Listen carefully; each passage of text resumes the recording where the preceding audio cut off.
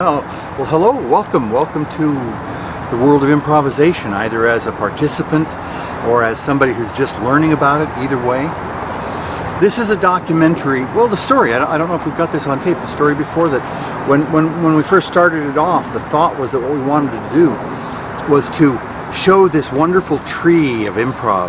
A guy comes to town, starts a workshop, and it grows and grows and grows from zero to in Atlanta, 18 places where you can see improvisation on a regular basis, and 35, 40 team names, and schools and universities and kids doing all of this stuff. This wonderful growth, and I saw it as a tree growing and branching. Then I saw this incredible video called David Shepard, A Lifetime of Improvisation. And David Shepard being one of the people who was the founder of the Compass Theater in 1955, along with Paul Sills. And it was the very first improv comedy show in the country, maybe in the world. There were things that were going on in England around that time where improv was being used, especially Keith Johnstone and a few other people in the Royal Court Theatre using improv for other purposes. But then I saw this wonderful video, and here David Shepard, the person who did this, showed improv starting in Chicago, and this beautiful tree that grew and went out to New York and California, grew. And I thought, oh, two things. The first thought was, well, that shoots my visual image altogether, but also my little tree of improv, this little branch in this great big tree. And then one of our great video folks, Lex Lewis, came up with the idea of the dandelion. And we thought about it, that the dandelion is dismissed as a weed, little flat green weed in the ground you want to get rid of. The fact of the matter is that it has medicinal value, it has nutritional value, you can make wine out of it. This wonderful little sprout comes up and creates a pretty little flower. My favorite thing with the pretty little flowers is that you can play with it with children. It's one of those things you can put under their chin in the sunlight, and it makes it glow on them. And then it makes this wonderful puffball. You blow on it and seeds travel on. And that's what's been happening with the improv. And then we thought about this being the history, and I started looking and realizing that this stuff is growing all over the world. Every major city in the country, 5, 10, 15 different improv organizations going on. Every Canadian province, every state. Now it's more and more all over Europe, more and more all over. Just this incredible growing thing that has gone on. But what we noticed in the people that we were interviewing, and we talked about this as we developed, as our film crew developed, we talked about this and said, no, the thing that we see is the light that goes on in people's eyes. Started me off with two people who was almost 30 years ago that they started their improv. They did improv for a few years, a couple of years, and then they went away from it for all this time. But when you talk to them about the improv, the light goes on, the eyes get big. You almost always see their eyes drift a little bit, and they start to remember. They remember the people and the emotions and the things. And so that was the base of this, and then we discovered this extraordinary huge community. When I started out, I thought that there were about 7 places that you could see improv. And when I went to most of the clubs in town, the places, the theaters, I'd say, how many improv places? And people say, oh, there's 4, there's 5. Well, I soon found that there were a dozen, and then I found that there are 18 and growing in the number of places. And again, the schools and all this kind of thing. Just seeing this wonderful development. And now what I've come to is that I see this process and this video more like a bouquet that you get from a florist, and it starts at the bottom. It's all wrapped in paper at the bottom, but it starts at the bottom and you can't see the stems. And the first 10 years, that's pretty much me and Laughing Matters and the beginnings of Let's Try This in Atlanta. And then you get to the next 10 years, it's still covered by paper, because now you start with Dad's Garage and Whole World and more people coming in and people growing out. The Let's Try This place getting bigger. And then, as is the case, at the top is this wonderful bouquet now. I like to see our little dandelion flower in the middle of this bouquet. But what this is a story it's a background piece. Similar to the way that David Shepard's documentary inspired me with the first 30-some years of improv in the country. And now this next 30. Purpose of this documentary is to help us all understand the heart of the art that we're involved in. Because what's going to happen over the next 30 years is just going to be magnificent. cool. Sorry, I didn't realize I may have made you step in some ants. No, they're just various little things coming over. So my contemplation about improvisation. Talked about the history, we've seen pictures of people, all the various kinds of things, but the thing about the improv is that there's this deep human, personal, spiritual background that is inherent in it. The bottom line of everything is that we are mammals, and mammals learn through play. They learn through cooperative effort. They learn through a grace that is part of our DNA structure. And our schooling systems, generally speaking, have tended to dampen that creativity. There's a theory about our school systems that says the school system was invented by the British Empire when they needed to make people be able to take any place on the planet as a clerk. They needed to be able to read, to write. They needed to be able to do numbers, basic arithmetic. And so you put them in a classroom, boom, boom, boom, boom, boom, teach them to do boom, boom, boom, boom, boom, this, and they became a unit of this great empire machine that had no computers or communication system. And that doesn't really work anymore. What that does is it represses individuality, it represses youthfulness and playfulness for a purpose, and it worked well for a long time. However, the improv comes back in, and suddenly people are joyously playing like they were when they were children. Being so much in the moment that it's not a philosophical thing of being in the moment. Oh, I want to be here now in a certain time. But that kind of joyous playfulness that makes children go outside to play, and 5 hours later, mom or dad calls. And they say, what? You've been out there a long time? No, I've only been a few minutes. I need more time. No, it's because you've been in timelessness. That's what the beauty is. It changes, it alters the universe in which one is operating. It takes you to a timeless place. It takes you to a place that is the natural birthplace of creativity and learning and cooperative effort and the joyousness of learning from one another. That's what I see happening. And as it grows in the world, I also see it as a balm. I've told the story of my wonderful friend Belina Raffi, who is finishing her tour and now working on the book of using improvisation to save the world. She literally has been around the world, started in Toronto, around the world into Europe, through Europe down she went to Dubai and Turkey, and eventually ended up in Singapore and Hong Kong and Tokyo and back to the States. And everywhere she went, she found this same thing that I've talked about many times myself, this surgence. It's not like a resurgence, it's a surge of people grasping for community, hoping, playfully, and not having to plan it out and script it out and syllabus it out, but to just go for it, just to be there.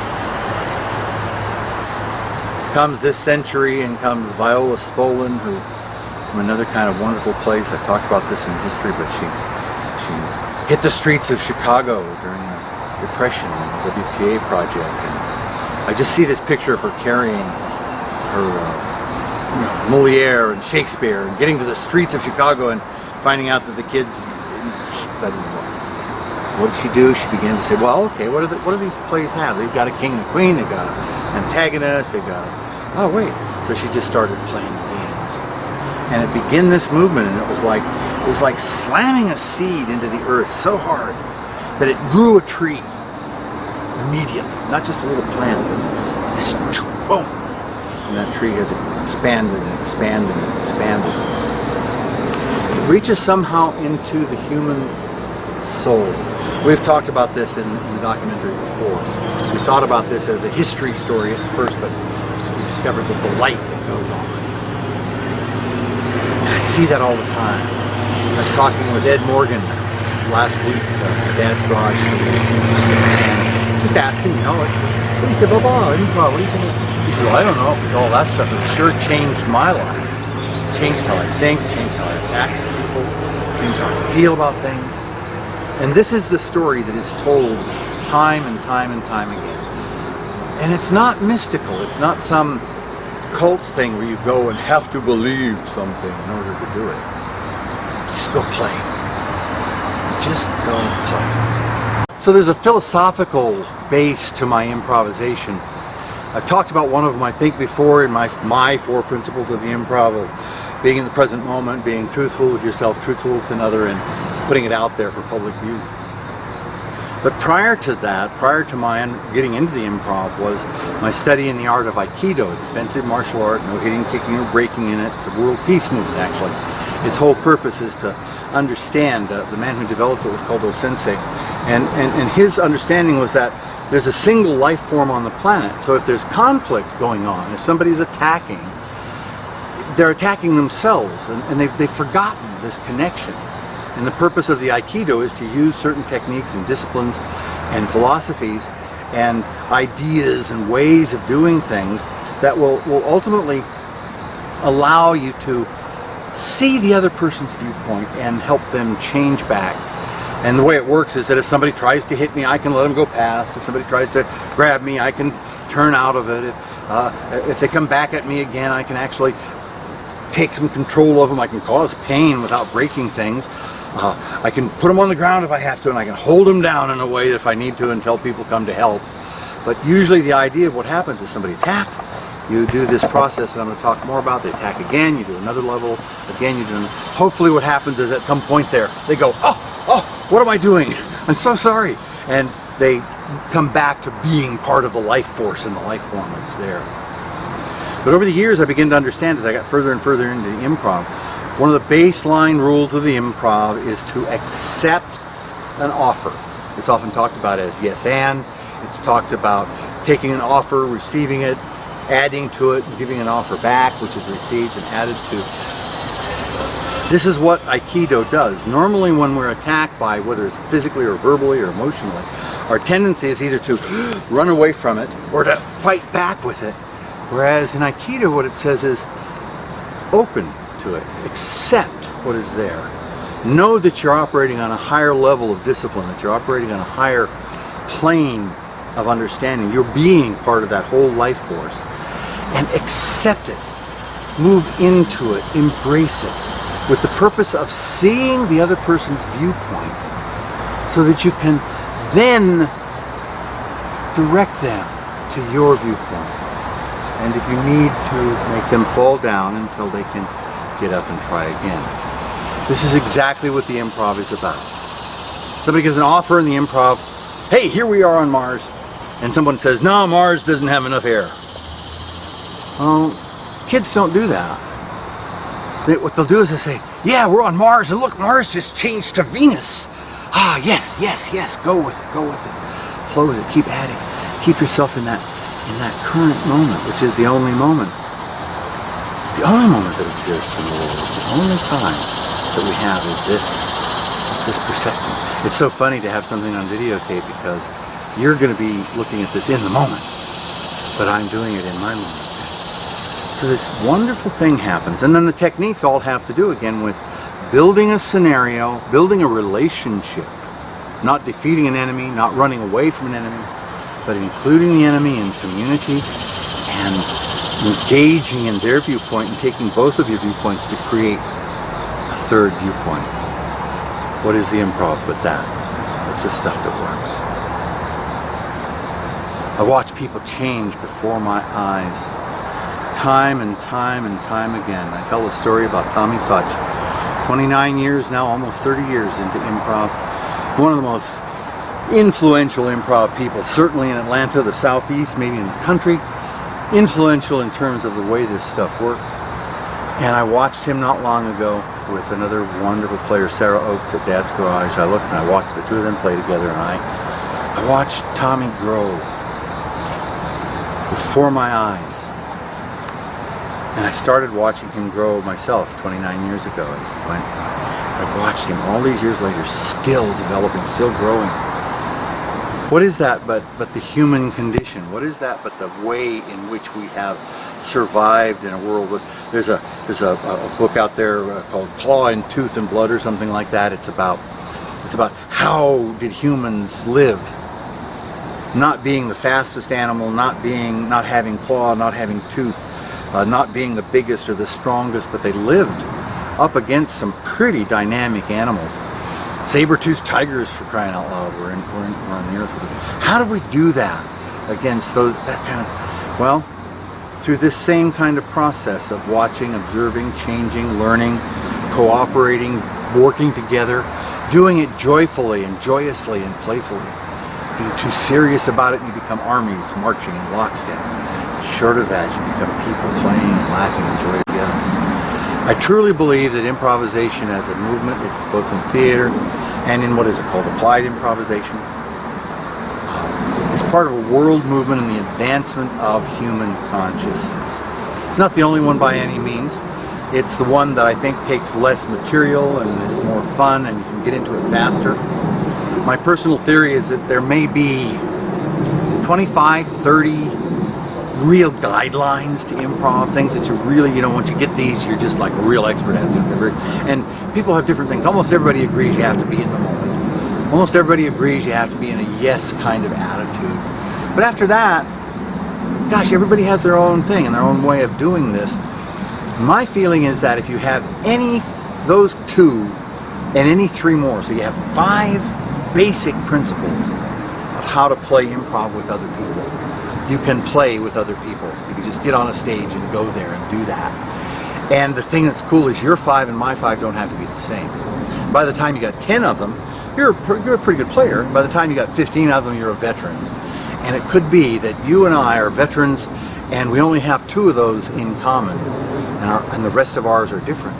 It still works. So we also get this thing of saying, wait a minute, there's another person whose viewpoint is different than mine. The way they see, the way they feel, the way they act, who they are is different than me. They see the world not like I see it. Thank heaven. And we have this mechanism to put those things together to come up with the third thing. Buckminster Fuller called it synergy.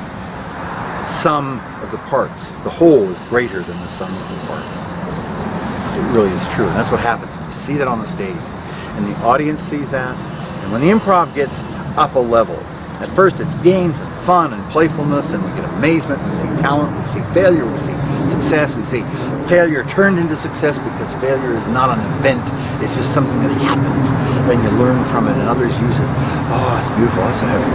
The next level up, you start seeing what happens is when people enter the stage, they enter into a brand new relationship. And these may be people who know each other a long time. I've seen married couples, friends for years and years and years, get up and play together. But when they get on the stage, they're creating a brand spanking new relationship. And the audience, and all of us as people, we're hungry for a relationship. We're hungry to be connected to one another. We're hungry to be connected to the earth, to the light and sound and the trees, everything that we're involved in. We're hungry for that. And when audiences see that going on the stage, you can see them lean forward and lean into it. They don't have to be going through any great fundamental philosophical, psychological development, but oftentimes that's exactly what's going on. They lean in and suddenly connect. Players are teaching them how to be in a relationship. The laughter grows up. The suggestions that are offered become more and more interesting and full and rich. And we see it all of the time. The last year that we've been doing this documentary has been such a pleasure because partly I have seen people I have known for 5 and 10 and 15 and 20 and 30 years develop in their improv. But I've also, for this last year, seen a whole bunch of people that I saw the first time now just exactly a year ago. And I've seen them, some of them 4, 5, 6, 7, 8, 9 times, some of them 4 or 5 times. But in every instance, they're better. I see them next time. They're fuller. They're more comfortable. They're more at ease. They become leaders in the doing of this.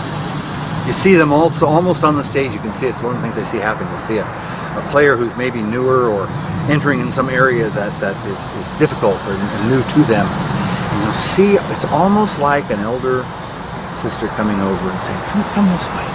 That looks just, I love that. That was beautiful. I love the way that you jumped out there and fell on your face. Oh, come on, get up.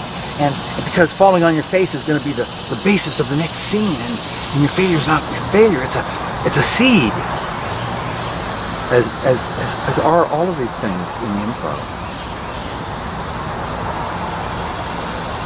The disaster in our world that seems like disasterful is that people are disconnected. And when people are disconnected, they're fearful.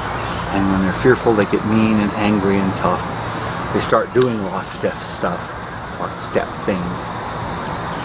And what's happening globally, all over Asia, workshop in Manila with people from the Philippines and Formosa and Taiwan and Singapore, workshops in Turkey with revolution going on outside with the police fighting people, working in South Africa, working in Israel, working in so many different places in so many different ways, and discovering that we are, like O-Sensei said, we are a single life form on this planet, and we are all connected.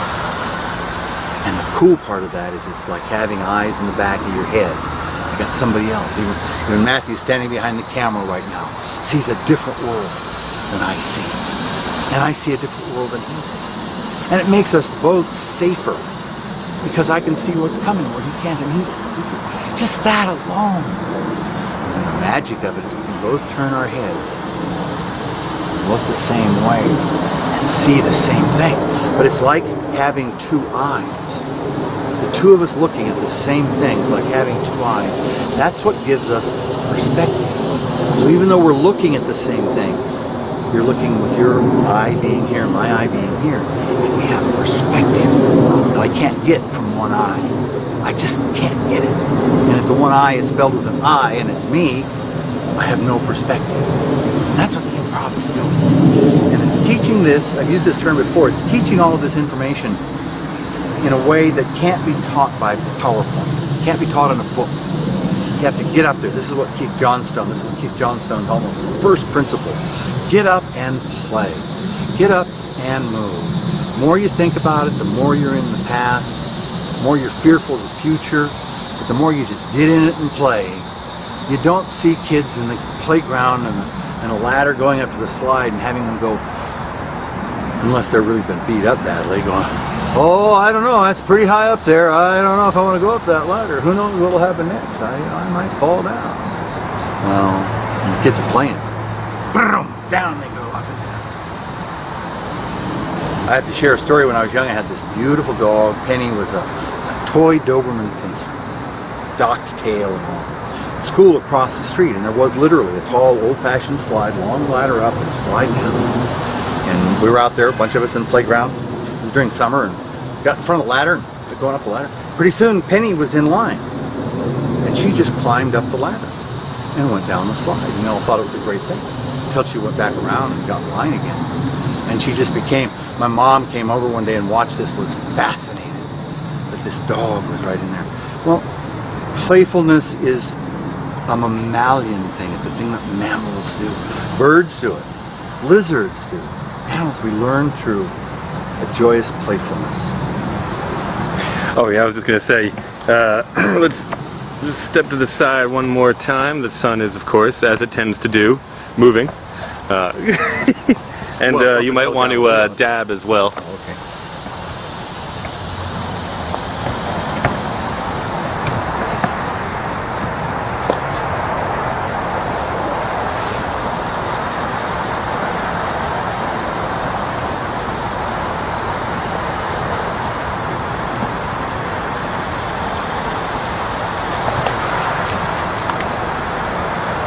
Okay.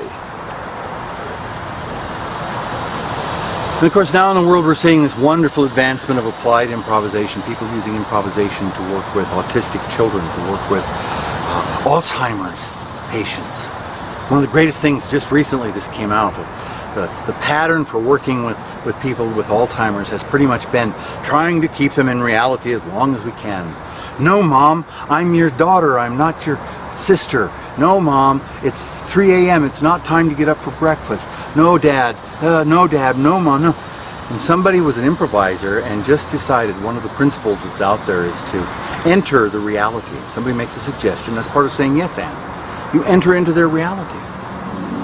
So instead, and I think the great story that I heard was the person was having, her mom was getting up at 3 4 a.m., 2 a.m., getting dressed, getting ready for breakfast. She had no relation to time. And they tried everything, alarm clocks, stuff, everything. Mom, no, it's 3 a.m., go back to bed yet. Instead, she came in and Mom was up, ready. Oh, Mom, you're already dressed for breakfast. How beautiful that is.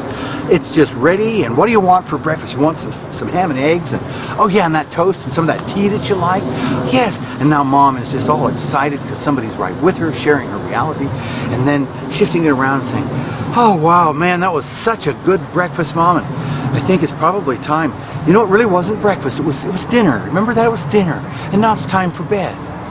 Oh, okay, and back into bed because somebody entered her reality or his reality. And that's what the improv is about. If I can enter your reality, if I can listen to you, not just with my mind, but with my body. I begin my improv in improvisational dance. Great, great teacher, Judith Greer Essex, who has been taught by Merce Cunningham. Gorgeous person in so many different ways. But she had this thing called Dance Jam, and we just danced, free-form dance in a big old beautiful studio. And that was the place where I began to understand the physicality of improvisational movement. And then the Aikido came. Suddenly it changed again to a physical place, putting myself into. So the first thing I need, I think, to do is, if I'm going to do the improv, I got to put myself into the place. I've got to go where the improv is. I got to go see it at least, or go to it. If I go to a workshop, I've got to be there. I've got to show up. First rule of life, people say. The first thing you have to do is show up. It's 90% of living. So you got to show up. And I think that one needs also to show up in their body and to learn to listen, not just with their ears, but to listen with the presence, because we are bigger than we think we are. Our presence radiates out in electromagnetic form. It radiates out in energetics that we don't even understand. The light that works with us. But to get there and completely enter into our body, that's the first being present. I'm here now. And now from being there, I can either join you seamlessly or I can beckon. Come. If I'm over here saying, go there, that's a lot of what teaching is about. That's a lot of what training and structuring is about. Do this, do that, learn this. This process, combining Aikido, relationships, moving physicality, moving into it and becoming part of what is going on. And instead of saying, go there and do that, I say, come here, come play with me, come dance playfully with me. And then maybe somebody stops us. And from there, an imaginary thing happens. Butterfly comes down, lands on my wrist, flies away. All from simply having been in a physical, truly physical moment, truly listening. I am convinced that when children begin to deviate from paths that are healthy for them, more often than not, it's because they're not being listened to. They're being heard. Oh, you shouldn't have that thought, that idea, that attitude. Very terrible thing to do to a child. Whoa, that's what you're thinking. What an interesting viewpoint. How about if you add this to that? And, oh, right, that way you can use, and you mentioned something that they did a week ago. And something inside them relaxes because they said, not only did she listen to me, but she remembered. I'm somebody. I am something more than an isolated thing inside that can run with a gang, that can run with a drug group, that can run with a set of people who are just not being healthy in various kinds of ways, that begin to rebel against the way that people are being treated in the schools and our communities. But this way, the beckoning, opening awareness of this glorious planet that we live on. I've met lots of people I didn't care for. I've met a few that I just didn't like. In my youth, there were a few that I actively disliked, and a couple that I expressed that I hated. I've lost that in my life. But I've never met a human being that wasn't interesting. Never in my life. Even one who is considered by many a dullard or lacking in education or something, lacking in whatever they're supposed to have. Never met a human being that wasn't interesting. And that's what happens in the improv. I capitalize improv. I had to fight with my publishers in my book to capitalize improv and improvisation. It was a requirement. They wanted it to be smaller. I said no. And now I capitalize improvisational thinking. I capitalize improv and improvisation because it's a formal noun that says no, this is a state of mind. This is a different way of being. This is a way. And you can do this with 2 people, with 3, with 5, with 12. I worked once in a crowd of 300 people in a single room and played improv games with all of them together. And you could feel the vibration of the room. You could feel the change, just the laughter alone. And with all of this, for me, probably one of the most important aspects is that I can teach, as anybody can, I can teach improv, and you don't have to believe what I believe. We don't have to have the same philosophical or religious or political or whatever feelings. We can play together with differences.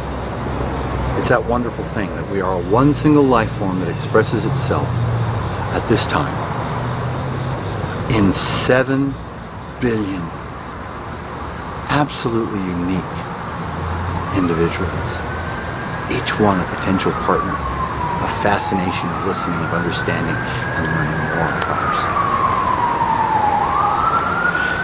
It takes passion, but it brings the passion with it. I've gone into an improv show saddened by a life event that had me torn up.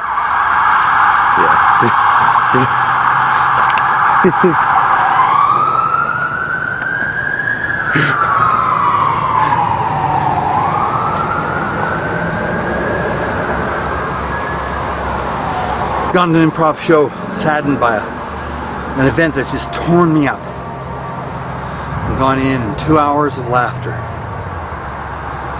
Didn't heal all the hurt, but sure was a balm.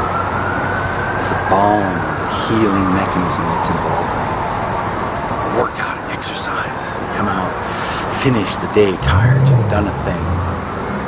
And all you did was go and play. Let's go play. My friend in a wheelchair, Vernon Cox, great man, great man, quadriplegic. He loved to play. He'd roll out into the commune and he'd say, let's go to the mountains and ski. Let's go to the river and go down the river in the big raft that Eric brought to the house. And we would just go play. Have a party, and it wasn't a party. Come in, dance, play, it was an event that people heard about all over the Bay Area. And they would come, starting on Thursday maybe, from out of town, and be there Friday, little party bits. By Saturday, through the night and day, and by the course of the whole night, maybe 200, 250 people would come through.